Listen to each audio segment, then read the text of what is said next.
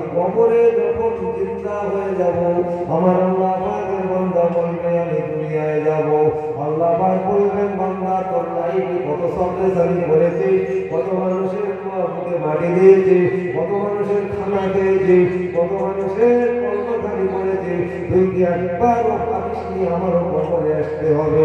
এই কথাটা ভেবে তুই একবার কেঁদে আসবি, নজর একটা রোজা করে আসবি, সামান্য একটা রোজা করে রমজানের রোজাটা করে যদি কবরে ঢুকতে পারতি, আজ থেকে কবর থেকে দুনিয়ায় যাওয়ার কথা বলতিস না, আজ থেকে কবরটাই তো জান্নাতের বাগান হয়ে যেত। কবর ভালো না দুনিয়া ভালো? কথা বলো, কবর ভালো না দুনিয়া ভালো? কথা বলো, কবর ভালো। তবে রব্বানা আতিনা ফিদ দুনিয়া হাসানা, আল্লাহ বলে দুনিয়ায় ভালো চাও, ফিল আখিরাতি তারপরে হাসানা, কবরের ভালো চাও, ওয়াকিনা আযাবান নার, আমার জাহান্নাম থেকে বাঁচার আশা করো। আগে দুনিয়া যদি না পাও আখিরাত পাবে না, আর আখিরাতে যদি তুমি ভালো না পাও দুনিয়ায় ভালো দিলে কোনো লাভ হবে না। দুনিয়ার হায়াত 100 বছর, 90 বছর, 50 বছর, আর আখিরাতের হায়াতটা আমাদের জিন্দেগি আর শেষ হবে না। ওই জায়গাটা পাওয়া যেত না যদি দুনিয়া তুমি না পেতে। আর দুনিয়ায় এসে যদি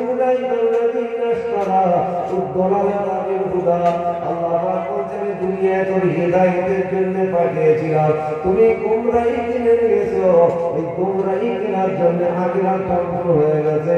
আর দুনিয়ার পাগলা গারদে পড়ে যে গুনাহ করেছো, কবরে ধরা পড়ে আর তোমার শান্তি হারিয়েছো।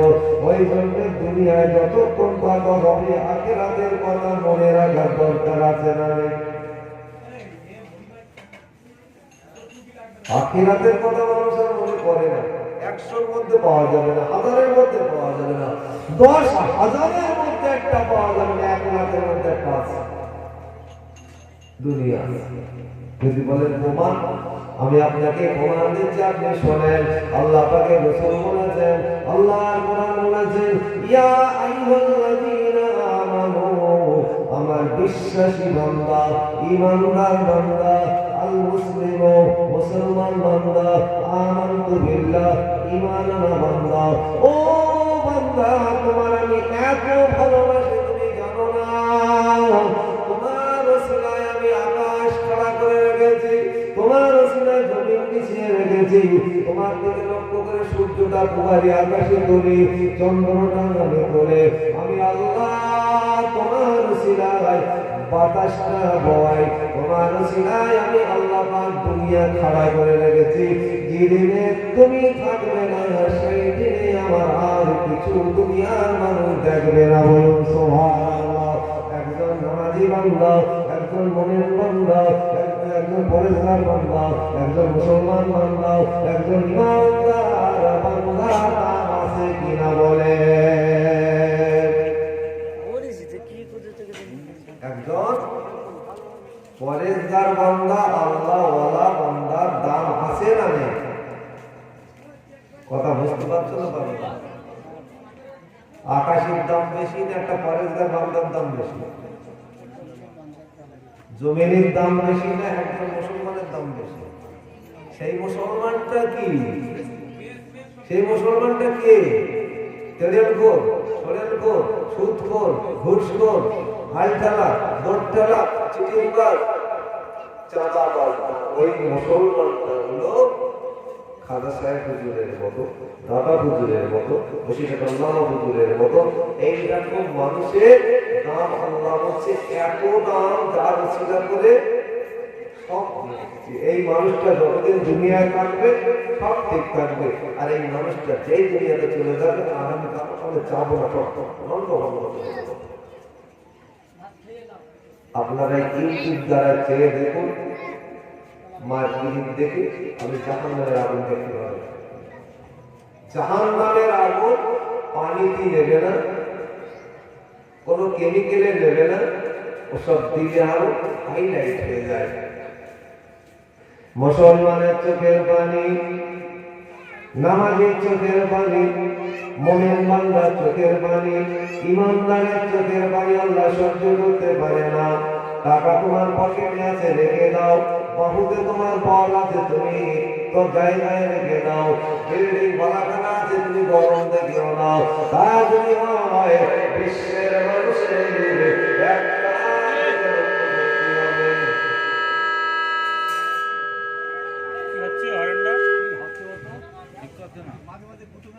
বিশ্বের মানুষের একটা জিনিস লক্ষ্য করতে হবে, যুক্তরাষ্ট্রে যে আগুন জ্বলছে ওটা কি কোনো মানুষের জ্বালানো আগুন না খোদার দৈব আগুন? কি খোদার জাহান্নামের আগুন। টাকার গরম আর বলের গরম আর অর্থের গরম আর শর্তের গরম আল্লাহ পছন্দ করে না। ফিলিস্তিনের নিরীহ মুসলমানগুলো তারা বোমা খেয়ে খেয়ে মরেছে। যুক্তরাষ্ট্রের মানুষ লক্ষ লক্ষ টাকা সাহায্য করেছে। আল্লাহ বলছেন আমার গজবের দিকে তুই লক্ষ্য করতে। যে 10 কোটি টাকার মালিক ছিল, বড় ঘরের মালিক ছিল, রাস্তায় দাঁড়িয়ে বলতে রুটি দেখাই সে কি বলল? দেখেছো না? দেখতে যে গাছ খাট পালন গেছিল সে আজকে বাড়ির উপরে শুয়ে রয়েছে। আল্লাহ পাক পারে না? পারে না? গাছওয়ালি আর গুন্ডামি আর হুকুমি আল্লাহ বলছে আমার কাছে দেখাস না। সাদ্দাতের মতো মানুষের আমি হাসলে মেরেছি, ফেরাউনের মতো মানুষের আমি ডুবিয়ে মেরেছি, নমরুদের মতো মানুষের আমি একটা ছোট বিকলাঙ্গ হ্যান্ডিক্যাপ মশার দেখি। কথা বুঝতে পারো না নাকি? 1700 বছর বেঁচেছিল নমরুদ। বছর ফেরাউন কত বছর বেঁচেছে? 450 বছর। সাদ্দাত কত বছর বেঁচেছে? 550 বছর। আর আমরা এখানে যারা বসে রয়েছে আমাদের কি 1000 পার হয়ে গেছে বলে মনে হয়? 50, 55, 60। তাই তো সব আল্লাহ আল্লাহ হয়ে গেছে। কেউ গরুর গোশত খেতে পারে না, কেউ মিষ্টি খেতে পারে না, কেউ আলু খেতে পারে না, কারো ভাত, কারো রাশির পালে একটা রুটি, সব আল্লাহ আল্লাহ হয়ে গেছে। 50 বছরে সব আল্লাহ আল্লাহ হয়ে গেছে। আর তারা এত বছর বেঁচে ছিল, তাদের কোনো সর্দি কাশি হয়ে গেছে। টাকারও যেমন গরম ছিল, বাহুতে তেমন বল ছিল। এক কাছে লক্ষ লক্ষ মানুষ হাজির হয়ে গেছে। যেদিন মুসা আলাইহিস সালামের তেলে পার করেছেন সেদিনে ফেরাউনের মধ্যে 70 লাখ মানুষ ছিল। লাখ বললাম 70 লাখ। তার এক পিস বেঁচেছিল বলে মনে হয়? এক পিস 70 লাখের একজনা বেঁচেছিল। এরা ওই আওয়াজ শুনতে পায় না, তা বুঝতে পারে কিন্তু বুঝতে পারি। নমরুদের 8 লাখ মানুষ ছিল, ইব্রাহিম সালামের মারার জন্য 8 লাখ। শুধু নমরুদের বেঁচে রেখেছিল, আর বাকি সব ঘরের বাড়ি চলে গেল।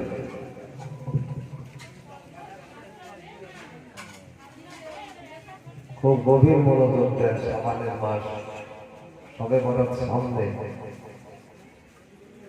রমজান মাসের খাবার শাবানের মাসের সাথে আল্লাহ মিক্স করে চালাচ্ছে। যারা এই শাবানের মাস খেয়াল করবে রমজানের মাস তাদের ফকসাবে না। আর যারা শাবানের মাস খেয়াল করবে না রমজানের মাস থেকে শুধু দিন গণে 15টায় থাকবো, 20টা পার হোক, 12টা কাছে থাকবো, 27 থেকে থাকবো, নয় 29 থাকবো। দেখা যাবে তার রোজাই আল্লাহ রাসূলকে সাহাবীরা জিজ্ঞাসা করেছিলেন, ইয়া রাসূলুল্লাহ, ইয়া হাবিবাল্লাহ, আপনি শাবানের চাঁদে এত রোজা করেন কেন, এত ইবাদত করেন কেন? আল্লাহ রাসূল বলেছিলেন, সাহাবীরা, রমজানুল মুবারক মাসটা হলো আমার আল্লাহ পাকের খাস মাস, আর শাবান মাসটা হলো আমি নবী রাসূলুল্লাহ আমার মাস। আমার মাসে আমি বেশি বেশি রোজা করি এই জন্য, এই মাসে আমার উম্মতি মুহাম্মাদের প্রত্যেকটা মুহূর্তে জমিন থেকে আল্লাহর আশীর্বাদের দিকে আমল ওঠে। আমি রাসূলুল্লাহ আমার আমলটা রোজামুখী উঠুক, এটাই আমি চাই। এই শাবানের মাসে যে বেশি বেশি রোজা নামাজ করে, রমজান মাসটা তার জন্য আল্লাহ বরকত দিয়ে রহমত দিয়ে ঢেকে দেয়।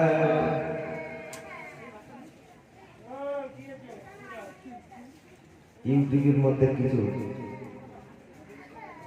আলেম উঠেছে, তারা বলছে সবে বড় তোরা তো সব কিচ্ছু না,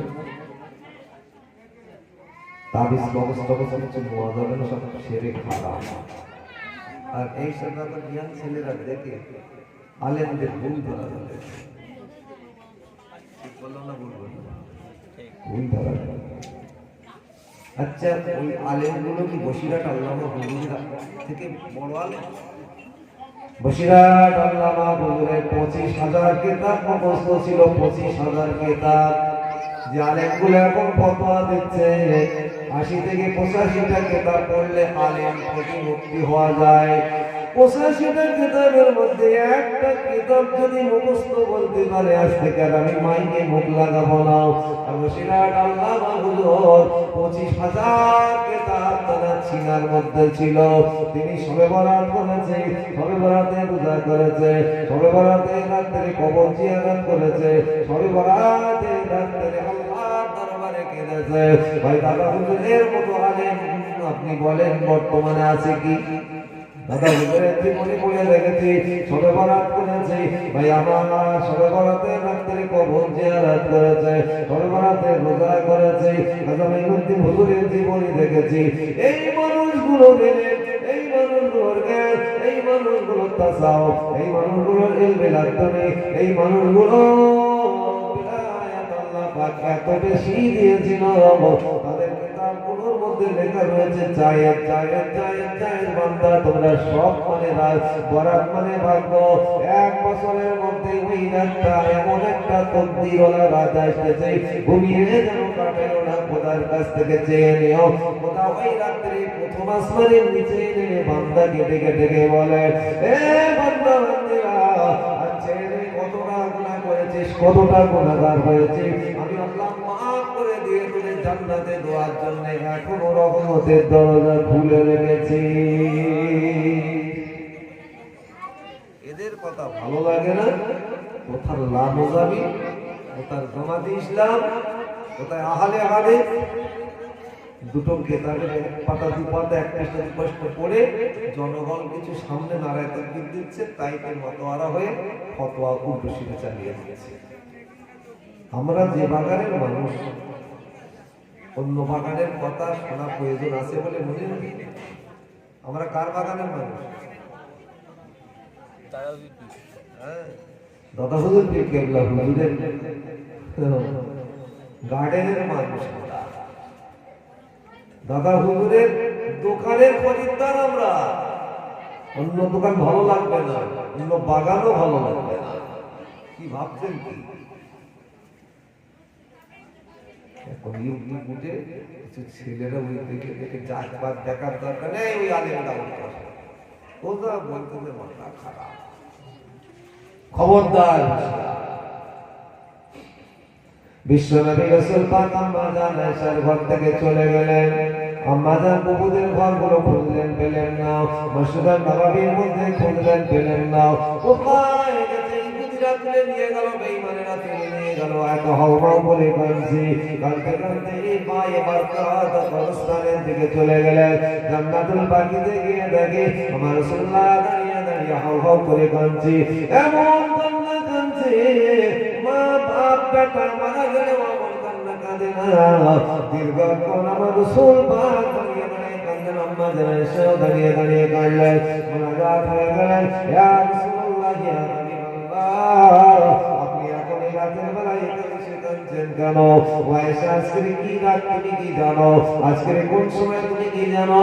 আজ এটা শবে বরাতের রাত, এটা একটা ভাগ্যের রাত। আজ যারা শুয়ে রয়েছে ইসলাম রক্ষা করার জন্য, দ্বীন রক্ষা করার জন্য, বিবি বাবা করে বাচ্চাগুলো ইতিম করে আজ তারা মাটির মধ্যে শুয়ে রয়েছে। আল্লাহ তাদের কি হবে রেখেছে আমি রাসূলুল্লাহ জানি না। এই আল্লাহ পাকের দরবারে শবে বরাতের রাত্রে তাদের কবরের শান্তির কামনা করে আমি রাসূলুল্লাহ কাঁদছি। বুঝছিস কবর জিয়ারত বেদাত ছেড়ে মন গড়া কথা বলে যাচ্ছি না, শুনতে পাচ্ছ? তাহলে শুনতে পাচ্ছ তো নাকি? খবরদার, আমার রাসূলুল্লাহ পর্যন্ত সবে বরাতের রাত্রে কবর জিয়ারত করে গেছে সাহাবীদের। আমরা কি রাসূলুল্লাহ থেকে বড় হয়ে গেছি নাকি? দাদা হুজুরের থেকে বড়, বেশি আল্লামা হুজুরের থেকে বড়, আল কাসানি হুজুরের থেকে বড়, খাজা মাইনুদ্দিন হুজুরের থেকে বড়? খাজা মাইনুদ্দিন হুজুর আমার বাপের সাথে দোকানে যায়, 1 বছর বাপ কোরআন শরীফ পড়ে নিজে শোনে, বাজারে বলছে আব্বা আমি কোরআন শরীফ পড়বো আপনি শোনেন। এক বৈঠকে বসে আলহামদ থেকে শুরু করে নাস পর্যন্ত খাজা মাইনুদ্দিন হুজুর মুখস্থ বলে দিয়েছিলেন। আপনারা বলবেন খোরাসানের বাড়ি, জীবনে ঘুরে দেখেন আজমির শরীফে বাড়ি ছিল। আব্বার গলা জড়িয়ে ধরে বলছে আব্বা হাফেজ হলাম, মাওলানা হব, মুফতি হব, কারি হব, আমার মাদ্রাসায় ভর্তি করে দাও। গোটা ভারতবর্ষের জমিনে কোনো মাদ্রাসা ছিল না। খোরাসানের দিকে লক্ষ্য করে বলেছিলেন গিয়াসউদ্দিন রহমাতুল্লাহ আলাইহি, এ বাবা খাজা মাইনুদ্দিন, আরো তোমার দুটো ভাই আছে, তুমি আছো, তোমার মা আছো, যেহেতু তুমি মাদ্রাসায় পড়বে বলছো চলো চলো চলো চলো এখান থেকে চলে যাবো। জায়গা তুমি ভিটে বিক্রি করে দিলাও, আজমিরের মতো জায়গায় দোকানটাও বিক্রি করে দিল। ওই দোকানটা যারা দোকান ছিল না, কাপড়ের দোকান ছিল, খুচরো বিক্রি হতো না, পাইকারি বিক্রি হতো, লক্ষ লক্ষ লক্ষ লক্ষ টাকা বিক্রি হতো। গিয়াসউদ্দিন রহমাতুল্লাহ আলাইহির দোকান, ছোট ছেলে মাদ্রাসায় পড়বে আবদার করেছে, ওই দোকান বিক্রি করে প্রশাসনে গিয়ে ঘর করলেন, জায়গা জমি করলেন, তিনি ঘর নামে লিখে দিলেন। ওই জায়গায় মাদ্রাসায় পড়াবার একটা সুযোগ করে দিলেন। ওখানে যখন জায়গা কেনা হলো, ঘর হয়ে গেল, মাদ্রাসায় পড়ানো হবে, নিয়ত যখন করে নিল, নিয়ত পাকা হয়ে গেল, বাপ ইন্তেকাল করে গেল। তারপরে 1 মাস পরে খাজা মাইনুদ্দিন হুজুরের মা ইন্তেকাল করে গেল। তিনি ভাই ওই জায়গাটা চাষ করে, 10 কাঠা 5 কাঠা 10 কাঠা এইভাবে তিনি ভাই ব্যবসা বাণিজ্যের জন্য চাষাবাদ করে। আনারের বাগান, ফলের বাগান, পেস্তার বাগান, আঙ্গুরের বাগান, ভাই লেবুর বাগান এইভাবে বিক্রি করে। ইন্টারভিউ টাইমে খাজা মাইনুদ্দিন হুজুরের বয়সটা 15 বছর হয়ে গেল। বাগানে বসে রয়েছে একজন মস্ত বড় আল্লাহর ওলি, ওই বাগানের মধ্যে কালামদার রহমাতুল্লাহ আলাইহি ঢুকলেন। এই বাবার নাম কি? আমার নাম খাজা মাইনুদ্দিন। তুমি কি এই বাগানের মালিক? আমি এই বাগানের মালিক। এই বাগানের মালিক যখন বললেন, খাজা মাইনুদ্দিন হুজুর বলেছিলেন, হুজুর আমি আপনাকে একটু মেহমানদারি করব। কি মেহমানদারি করবে বাবা? আমার বাগানে ভালো আনার ফল আছে, তোমার বাগানের আনার ফল কিভাবে খায়? চিবিয়ে গিলে খায়, চিবড়িটা ফেলে দেয়। ও বাবা তোমার বয়স কত? আমার বয়স 9 বছর। 12 বছর না হওয়া পর্যন্ত নাবালকের মাল খাওয়া নিষেধ আছে। বাবা তোমার আনার ফল রেখে দাও, আমার কাছে আনার ফল আছে, তুমি এখানে চলে এসো। তোমার ছিঁড়ে ফেলে খেতে হয়, আর আমার আনার ফল গিলে খেতে হয়। তুমি হা করো, পানি গালে নাও, আমি 3টে আনার ফলে আমি দানা দেবো, গিলে খেয়ে নাও। গিলে খাওয়া হয়ে গেল। হুজুর ফিরে দাঁড়িয়ে আছে, পিছনে চেয়ে দেখে আর মানুষটা নয়, চলন চেপে গেছে। ভাইদের বলতে ভাই বিল্ডিং বালা খানা জায়গা তুমি নিয়ে নাও, আমি আর প্রকাশনে থাকবো না, আমি কোথায় মাদ্রাসা আমি চলে যাব, আমার ভিতরে আর তালবাদাল ভাই আমি দাঁড়াবো না। সেই হুজুর সবে বরাত করেছে, সেই হুজুর নবী দিবস করেছে, সেই আল্লাহর ওলি আজকের দিনে আমার আপনার কবর জিয়ারত করেছে। আলেমের একবার শুনুন তার শিক্ষাটা কতটা ছিল। হাফেজ হয়ে গেল, জায়গা জমি বিক্রি হয়ে গেল, একটা মসজিদে কাঁদছে। ওই মসজিদটা হলো হযরতে বুখারী রাহমাতুল্লাহ আলাইহির মসজিদ। বুখারা শরীফে গিয়ে ওই মসজিদে বসে নামাজ পড়ে কাঁদছে। বাচ্চা মানুষ, খাওয়া নাই দাওয়া নাই। ইমাম সাহেব বলছেন, এই কচি বাচ্চা তুমি এখানে বসে কাঁদছো কেন? খিদে লেগেছে, খাবে বলে না, কি হয়েছে মা বাপ বলেছে বলে না, কি জন্য কাঁদছো? বলে পয়সা নাই, আমার মাদ্রাসায় ভর্তি হওয়ার ইচ্ছা, তার জন্য আমি কাঁদছি, আমার পয়সা নেই, অর্থ নেই, বাপ নেই, মা নেই, আমার কে পড়াবে? বলছে দেখো এখান থেকে চলে যাও, আমি একটা চিঠি লিখে দিলাম, এই চিঠিটা নিয়ে যাও, চলে গিয়ে যে মসজিদে আমি লিখে দেব, এই মসজিদে ইমাম সাহেবের কাছে দেবে, ইমাম সাহেব তোমাকে চিন্তা করে ভর্তি করে নেবে। হুজুর চলে গেলে হযরতে জুনায়েদ বাগদাদীর মাদ্রাসার কাছে চলে গেলেন। ওখানে গিয়ে চিঠিটা ধরিয়ে দিলেন, লক্ষ্য করে মাদ্রাসায় ভর্তি করে নিলেন। ইমাম সাহেব রিপোর্ট করে দিল, ছেলেটাকে ভর্তি করে নেবেন, যদিও পয়সা লাগে আমি দেবো, বিনা পয়সায় তোমাকে পড়াতে হবে। লক্ষ্য করে বলেছিলেন ইমাম সাহেব, যে ছেলেটাকে পাঠিয়ে দিয়েছো আমার চোখে আমি দেখতে পাচ্ছি বিলায়েতের নূর কপালে চমকাচ্ছে, বিলায়েতের নূর চমকাচ্ছে। 12 বছরের মধ্যে মাওলানা হয়ে গেল, 14 বছরের মধ্যে মুক্তি হয়ে গেল। ওই জায়গায় বলেছিলেন এই মাদ্রাসায় তুমি টিচারি করো, এই মাদ্রাসায় লেখাপড়া করো, এই মাদ্রাসায় খাও, এই মাদ্রাসায় থাকো, বিবাহ করো, তোমাকে বেতন দেওয়া হবে।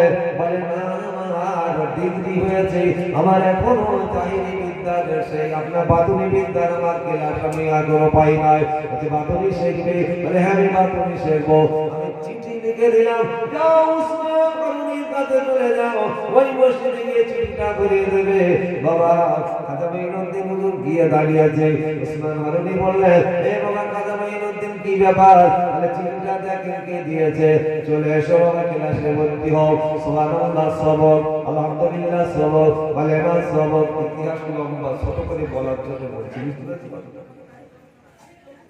এরা বলছে আমরা বড় আলেম হয়ে গেছি, হুজুর কত বড় আলেম সেটা আমি তোমাকে বোঝাচ্ছি, অন্য কিছু না। সবক শুরু হয়ে গেল। কি হয়ে গেল? সবকটা বোঝেন তো নাকি? এখন তো সব চাষা নেই। ফুরফুরা শরীফ ছোটবেলায় বাবাদের সাথে যেতাম, দরবারে গেলে মাথা নিচু করে সঙ্গে সঙ্গে চিকিৎ শুরু হয়ে যেত। এখন আর চিকিৎ কোথায় হচ্ছে বলে মনে নেই। এখন জেকের যদি করা যায় তাহলে 500 টাকার লোট তো আর দেখা যাবে না। জেকেরে কি 500 টাকার লোট আসে না? জেকেরে 500 টাকার লোট আসে। তাদের টাকা ছিল জেকের, আর আমাদের হলো টাকা। দুনিয়া আল্লাহ রাসূল বলে গেছে টাকার মেয়ে ছেলে থেকে দূরে থেকে। সেই দুটো এখন বেশি মানুষ কি মৌলবি কি আলেম কি হাফেজ কি আম মানুষ, এ দুটোর দরকার আছে না? এই দুটোই নিয়ে তো পাগল। জিকে থেকে মানুষ পাগল না। শুরু হয়ে গেল। 3 বছর তাসাউফ শিখলেন, কমপ্লিট হয়ে গেল। বলুন সুবহানাল্লাহ। 3 বছরের মধ্যে কমপ্লিট হয়ে গেল। ইসলাম হারানি বললেন বাবা মাথায় পাগড়ি বেঁধে দিচ্ছি, বেরিয়ে চলে যাও, যেথায় চেষ্টা চলে যাও। না বুঝুন কোথায় যাবো? যাবো না, কি করবো? বলে এখন আমার যাওয়ার সময় হয়নি, হুজুর আমি লেখাপড়া শিখেছি, বাতুনি শিখেছি, তবে জিকির কিভাবে করে আমি জানিনি, কোন তরিকায় বসতে হয়, কোনভাবে খেতে হয়, কোনভাবে চলতে হয়। আপনার সুহবতে আমি যতক্ষণ না কমপ্লিট হবো ততক্ষণ আমি যাবো না। আপনি রুজু করবেন, পানিটা তুলে দেবো, আপনার জানাজায় নামাজটা বেঁধে দেবো, আপনার গোসলের পানিটা তুলে দেবো, আপনার তেলটা মাথায় দিয়ে দেবো, পাটা দিয়ে দিব। আপনি কিভাবে চলেন এই পথ আমি এখন 1 বছর আমি কতদিন থাকবো আমি নিজেই জানিনি। আপনার সহবতের দরকার। আপনি আল্লাহর ওলি, আপনার সহবত আগে আমি দেখবো, তারপরে ও আমার ভাইরা দোস্তেরা না না না 1 বছর করে কাটাতে কাটাতে উসমান হারুনের সহবতে হলো কেবলমাত্র দেখার জন্য কিভাবে চলে, কিভাবে খায়, কিভাবে বসে, এটা দেখার জন্য হুজুরের সহবতে 18 বছর কাটিয়ে দিল। বলো সুবহানাল্লাহ। লেখাপড়ার জীবনী যতটা ছিল তার থেকে বেশি জীবনী হুজুরের আদর্শ কিভাবে সেটাই লক্ষ্য করেছে। এখন কোন মানুষের আদর্শ লক্ষ্য করে? হযরতে সাহাবী আনাস রাদিয়াল্লাহু বলেছিলেন আমি রাসূলুল্লাহর বাড়ি খেদমত করেছি 9 বছর। এই 9 বছরের মধ্যে আমি করেছে, না জানি কোন সাহাবী করেছে কিনা। তার মধ্যে আমার রাসূল কোনদিন শুনো করে আমার কথা বলিনি, কোনদিন বকিনি, যত অন্যায় করেছি তবু রাগিনি। তাই খাজামে মধ্যে হুজুর বলেছিলেন, হুজুর 18 বছর আপনার সোহবতে রয়েছে, হুজুর আমার ইচ্ছা হলো একটু মক্কা শরীফে যাব। একবার, দুবার, তিনবার, চারবার, পাঁচবার, ছবার, সাতবার কাবা বাইতুল্লাহ নবীর মাজার তওয়াফ জিয়ারত করার সুযোগ করে দিয়েছিলেন। 9 বারের 8 বারের মাথায় ওসমান গনি বলেছিল, বাবা আর একটা বার তুমি আমার দরবার থেকে মক্কা শরীফে একা চলে যাও। আমি একা যাব না, একটু আপনি চলেন। শেষবারের মতো কাবা শরীফের গেলাম ধরে খোদার কাছে কেঁদেছিলেন, আমার আল্লাহ তোমার এই বান্দাটাকে আজ থেকে আপনার হাতে তুলে দিলাম, আমি আজিম মাদারি নিতে পারলাম না, আল্লাহ কবুল করবেন। ইলাহাম আসছে কাবার ভিতর থেকে ওসমান গনি প্রথমবারে হজে এসেছিলেন, সেই বাড়ি আমি কবুল করে ফেলেছি। আজে 2-4টা লোক বেশি বসলেই আমি বড় আলেম হয়ে গেলাম, তাই তো? এখানে মনে এসে গেল একটা মশলা চালিয়ে দিলাম। আজে তো আমরাও গেছি, রাসূলের সালাম দিয়েছি, একবার উত্তর পেয়েছি যে তোমার আমি ফার্স্ট কবুল করেছি, আল্লাহ পাক কবুল করেছে। কোনো খবর আছে?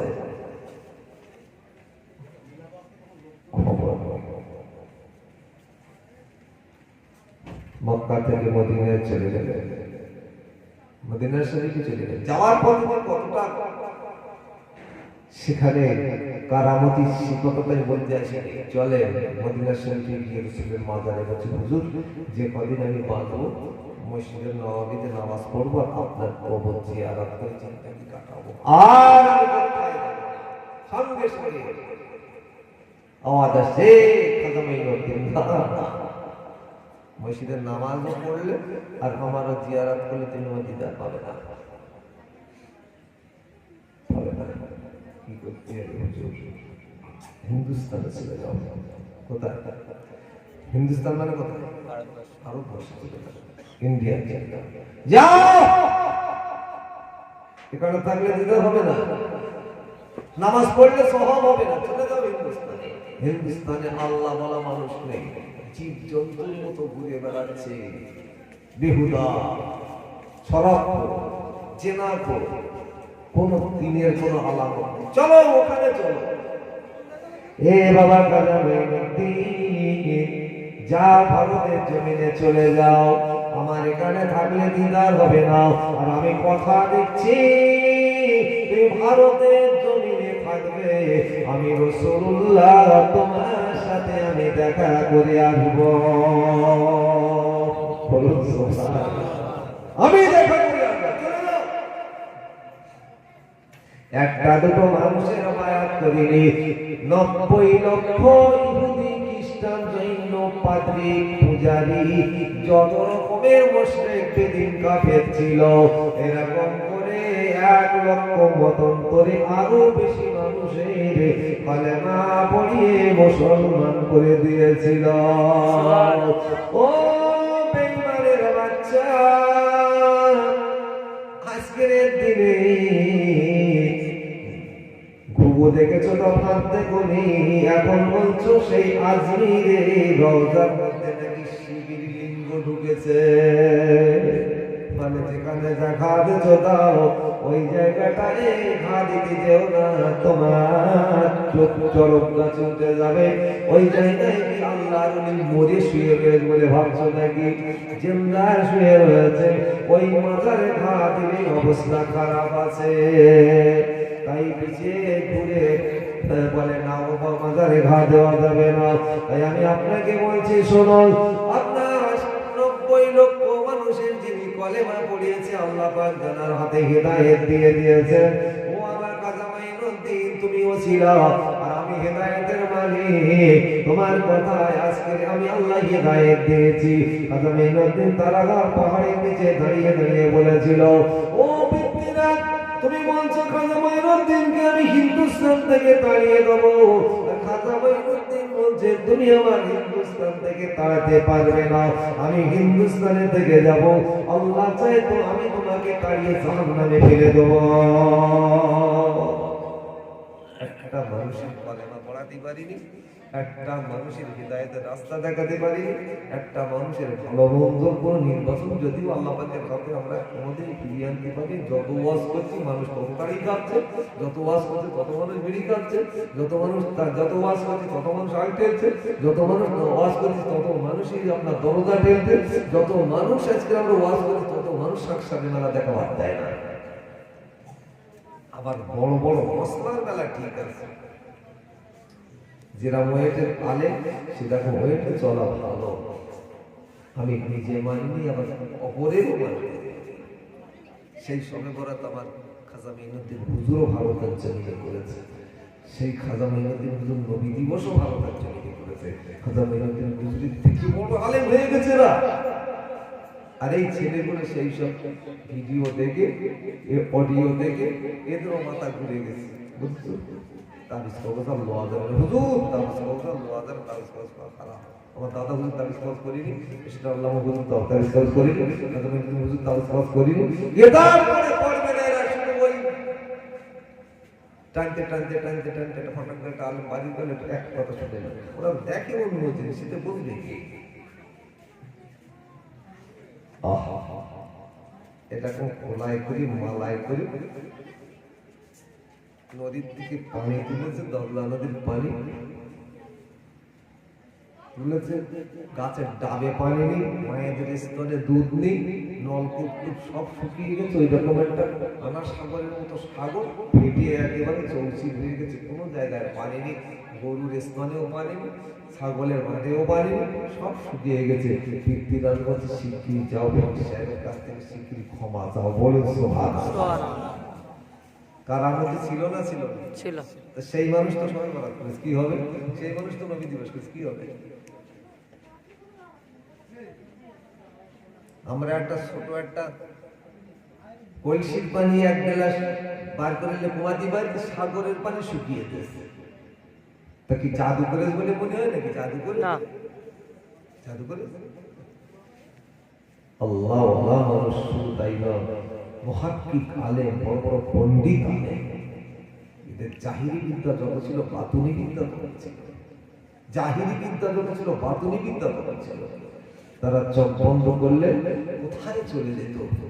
নিজামুদ্দিন আউলিয়া ডাকতো, কুতুবুদ্দিন কাকি ডাকতো, তারপরে ডাক শুনতো আজান হয়ে গেলে বড় পাথর রাখা হতো, ঘুষ হলে ওই পাথর পানে চাইতো, পাথরটা টপ করে ছাই হয়ে চলে যেত। হুজুরটা জিজ্ঞাসা করেছিল তুমি পাথর পানে চান কেন? বলি পাথর পানে চাই বলে তোমরা বেঁচে আছো, তোমাদের পানে চাইলে তোমরা পুরো ভস্ম হয়ে যেতে। কি দলের আলেম এরা, কি দলের আলেম! আজকে যদি একটা জীবনী আমি আলোচনা করি সকাল হয়ে যাবে, তুমি শেষ করতে পারবো না।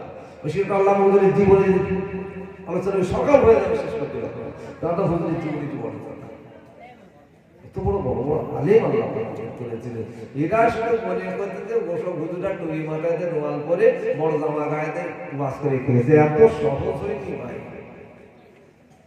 আজ এই বাংলার মাটিতে হুজুর না আসলে এই টুপিও চিনতাম না, পাঞ্জাবিও চিনতাম না, কাবাও চিনতাম না, নবীও চিনতাম না, আল্লাহও চিনতাম না। এরকম জায়গায় বসে ওয়াজ আর সংকীর্তনে সব ক্ষমা পেয়ে ধ্বংস হয়ে যেতাম।